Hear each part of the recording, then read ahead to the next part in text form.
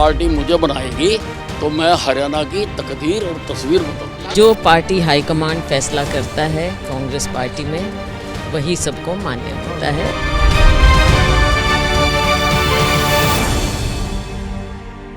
एक अनार और 100 बीमार, ये कहावत तो आपने जरूर सुनी होगी। ठीक वैसा ही अब हरियाणा में चुनाव के बाद होने वाला है। लेकिन दिलचस्प बात यहां पर यह है कि ये दोनों ही पार्टी यानी बीजेपी और कांग्रेस के साथ होने वाला है। आज एक्सप्लेन बाय एबीपी लाइव में चर्चा इसी मुद्दे पर करेंगे। नमस्कार, मैं हूं आशीष सिंह आनंद।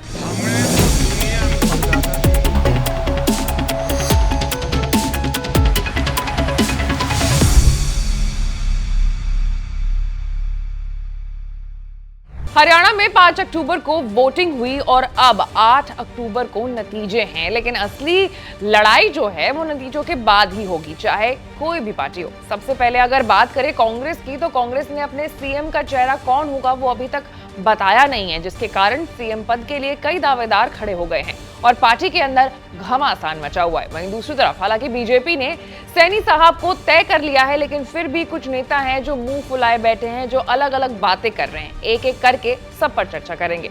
शुरुआत करेंगे कांग्रेस के बारे में बात करने से। तो सीएम पद के लिए दावेदारी के लाइन में पूर्व सीएम भूपेंद्र सिंह हुड्डा है, सिरसा से सांसद कुमारी शैलजा भी हैं और गांधी परिवार के बहुत खास माने जाने वाले रणदीप सुरजेवाला भी हैं। दिलचस्प बात यह है कि शैलजा और सुरजेवाला दोनों में से कोई भी विधानसभा चुनाव नहीं लड़ रहा है। सिर्फ भूपेंद्र सिंह हुड्डा ही हैं जो इलेक्शन में इस बार खड़े हुए हैं। चुनाव के दौरान हुड्डा, शैलजा और सुरजेवाला की सीएम पद पर दावेदारी को लेकर के सार्वजनिक बयानबाजियों पर कांग्रेस भी चुप्पी साधे बैठी है।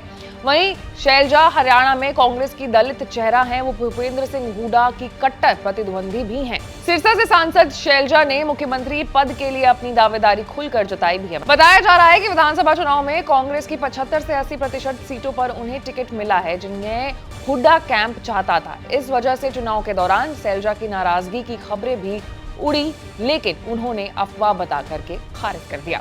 राज्यसभा सांसद रणदीप सुरजेवाला की नजर भी सीएम की कुर्सी पर ही है।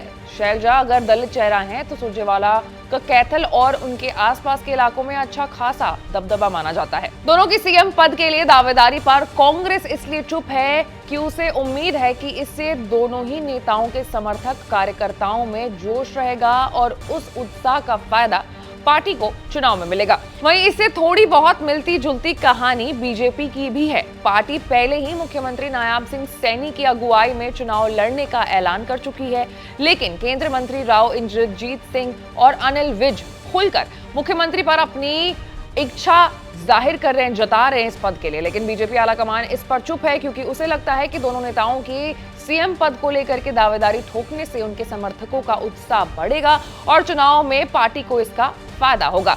राव इंद्रजीत सिंह अहिर हैं और विज पंजाबी हैं। ये दोनों ही जातियां कम से कम 20 विधानसभा सीटों पर हार जीत तय करती हैं। इन दोनों नेताओं के जरिए बीजेपी इन दोनों जातियों को साधने की फिराक में चल रही है। फिलहाल तो देखा जाए तो मुख्य जो पार्टी है हरियाणा में दो, बीजेपी और कांग्रेस, दोनों में अंदर ही अंदर सीएम पद को लेकर के जो घमासान है वो छिड़ा हुआ है। 5 अक्टूबर को वोटिंग हुई है और 8 अक्टूबर को नतीजे आएंगे और नतीजे आने के बाद जो भी पार्टी जीतेगी उस पार्टी में ये चर्चा तेज हो जाएगी। उस पार्टी में आंतरिक कलह और बढ़ने की संभावना है और वजह है सीएम पद। आने वाले समय में क्या होगा वो आप तक सबसे पहले पहुंचेगा, लेकिन उसके लिए आपको एबीपी लाइव को लाइक, सब्सक्राइब और शेयर करना होगा। मैं थी आपके साथ आशीष सिंह आनंद।